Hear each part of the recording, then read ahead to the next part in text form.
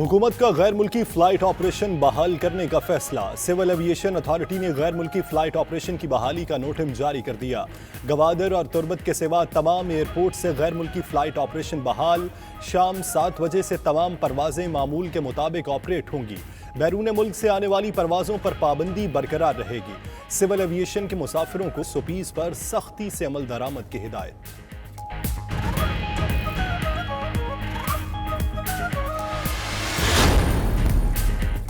मुल्क में लॉकडाउन में नरमी होगी या सख्ती। वज़ीर आज़म इमरान खान ने अहम फैसलों के लिए कौमी राबता कमेटी का इजलास 31 मई को तलब कर लिया। ट्रेन सर्विस को मजीद फ़ाल करने पर भी मुशावरत होगी। वज़ीर आज़म से वज़ीर इत्तलात शिबली फराज की मुलाकात, वजारत से मुतल्लिक उमूर पर ब्रीफिंग दी।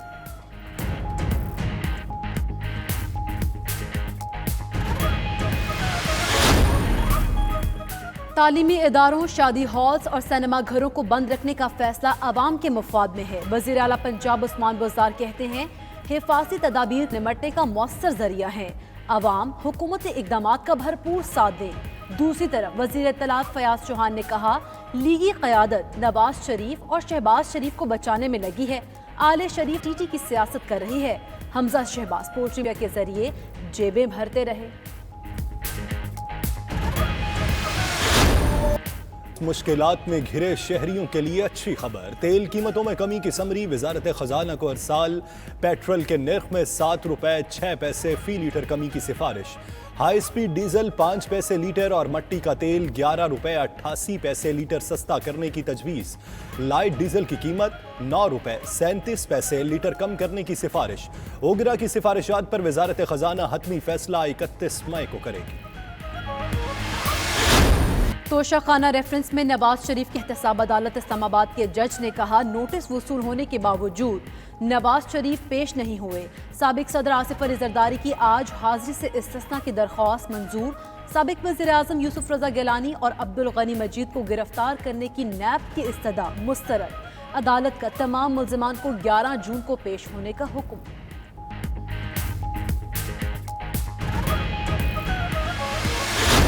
पाकिस्तान यूएन चार्टर के तहत आलमी अमन के लिए काम जारी रखेगा। Army chief general Qamar Javed Bajwa का अमन मिशंस के आलमी दिन के मौके पर पैगाम। कहते हैं, पाकिस्तान अमन मिशंस के लिए खातीन दस्ते तैनात करने वाला पहला मुल्क है। पाकिस्तानी खातीन के 3 दस्ते कांगो और वस्ती अफ्रीकी जमहूरी में खातीन और बच्चों के तहफ़्फ़ुज़ और खिदमत में पेश हैं। जापानी सफ़ीर का आर्मी चीफ को ख़त, अमन मिशंस पर खिराज तहसीन।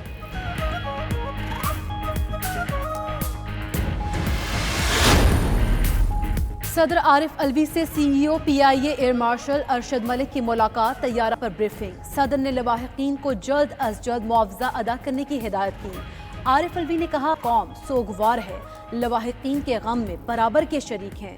दूसरी तरफ लाहौर में गवर्नर पंजाब चौधरी सरवर की क्रू मेंबर अनम खान के घर आमद।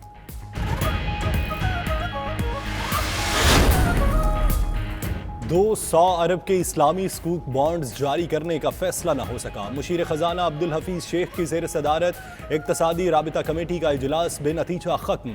ECC का इजलास कल शाम 5 बजे दोबारा होगा। दूसरी तरफ इंटरबैंक मार्केट में डॉलर 1 रुपए 32 पैसे महंगा 163 रुपए 30 पैसे तक पहुंच गया।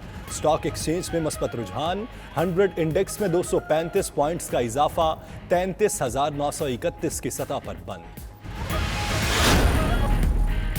चेयरमैन FBR नौशीन जावेद ने चेयरमैन सेनेट से मुलाकात से ऐन वक्त पर माजरत कर ली। चेयरमैन सादिक संजरानी का चेयरपर्सन FBR के रवैये पर इजहार बरहमी ज़ाती हैसियत में जवाब तलब कर लिया। सेनेट सेक्रेटेरिएट ने चेयरपर्सन FBR को मरासला भेज दिया।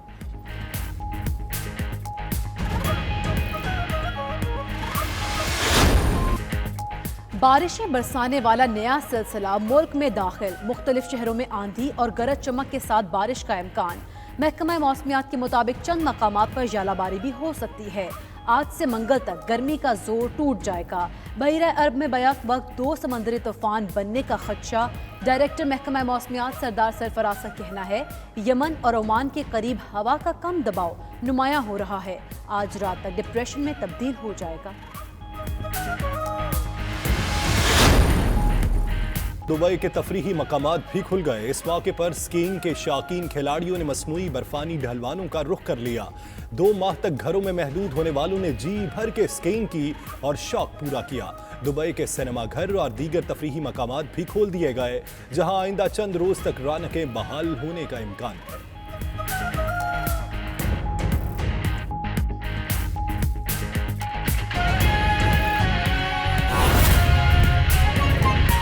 कहते हैं कि इसकी इन्वेस्टिगेशन करा के रिपोर्ट जरूर पब्लिक करें, यही कह रहे हैं ना सारे। आपके चैनल्स के ऊपर भी बैठे मैं देख रहा था, मुझे अफसोस हो रहा था देख के, क्योंकि दिल दुखता है कि कोई बेचारा किसी की बीवी का इंतकाल हो गया, कोई वालिदैन खो बैठा, कोई बच्चे खो बैठा। अल्लाह ऐसी आजमाइश में ना डाले। तो सारे के सारे इन्वेस्टिगेशन को पब्लिक होने मांगते हैं और मैं उनके साथ एग्री करता हूं कि 100% जो इन्वेस्टिगेशन होती है वो पब्लिक होनी चाहिए। इसी तरह इस शहर, आपके शहर, मेरे शहर, शहर कराची के साथ, पाकिस्तान के फाइनेंशियल हब के साथ सालों साल ज्यादतियां होती रहीं। वो जमाना भी था कि ऐसी प्रेस टॉक करना कोर्ट में लोग डरते थे। वो जमाना भी था कि जो कोर्ट में आया तो पुलिस की वर्दियों में कुछ लोगों ने एक एक्स प्रोविंशियल मिनिस्टर की गार्ड की टुकाई कर दी। वो भी ये शहर ने देखा है। तो मैंने जब कोर्ट में गया 10 अक्टूबर 2017 में, तो हमारी क्या डिमांड थी कि उज़ैर बलोच साहब की, निसार मोराई साहब की, और साहब तो नहीं बोलना चाहिए लेकिन चलो, उज़ैर बलोच की और निसार मोराई की, यहां तो जरदारी को भी लोग साहब बोलते हैं, और बल्दिया फैक्ट्री फायर की जो JITs बनी है वो पब्लिक की जाएं। बिकॉज जो मीडिया में उस JIT की हिस्से चलते हैं, उस JIT का जो जिक्र होता है मीडिया में, और जो कॉपी सोशल मीडिया में सर्कुलेट हो रही हैं, अनऑफिशियल कॉपीज, उसमें ऐसे बहुत सारे लोगों का नाम है जो आज भी सियासत कर रहे हैं, आज भी असेंबलियों में बैठे। तो या तो मुझे कह दें कि वो JITs झूठी थी, कि वो FIA के लोग, MI के लोग, रेंजर्स के लोग, पुलिस के लोग, ISI के लोग, ब्रिगेडियर और कर्नल लेवल के 20, 21, 22 ग्रेड के अफसर जो JITs में जिन्होंने दस्तखत किया है और जो इतना टाइम लगा के डिटेल JITs बनाई है, क्या वो झूठी है? क्या उन लोगों ने झूठ पे दस्तखत किया है? अगर नहीं, जो कि मैं समझता हूं नहीं किया और आप भी ये समझते हैं, तो फिर वो JITs को पब्लिक किया जाए। इसलिए हम कोर्ट आए। हमने पहले खत लिख के मांगा, उन्होंने हमें जवाब नहीं दिया। 10 अक्टूबर 2017 को हमने पिटीशन फाइल की और 28 जनवरी 2020 में उसका फैसला आया।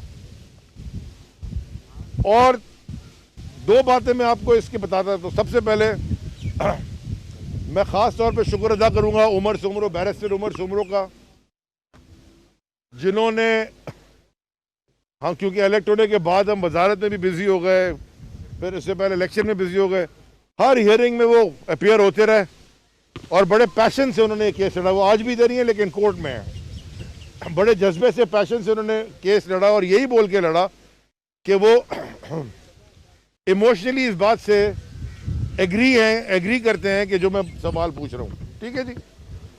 अब वो फैसला, और ये जो इतने साल केस चला, इसमें ये बड़े जरूरी सुनने की बात है कि 3 बेंचेस बदली गई। जजेस ने अपने आप को रिक्यूज भी किया, ऑनरेबल जजेस ने, और सिंध हाई कोर्ट कंटेस्ट करती रही, सिंध हुकूमत, माजरत, सिंध हुकूमत सिंध हाई कोर्ट में कंटेस्ट करती रही कि कोई बहुत बड़ा, पता नहीं इन JITs में नेशनल सिक्योरिटी का इशू है। किसी की फैक्ट्री जल जाए और 250-300 मासूम लोग जल के राख हो जाएं, वो भी